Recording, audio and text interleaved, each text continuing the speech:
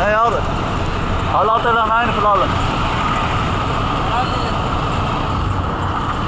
वो लगे तो बंद वजन पौधों में फेंकते हैं हाँ हाँ कितने चाहिए लाइन दा अल्लाह वाला हाँ अच्छा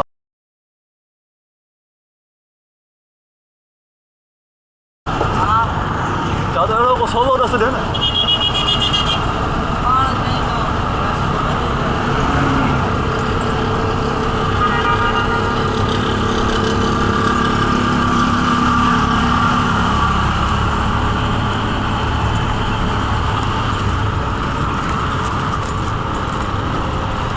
अल्लाह वाला चौक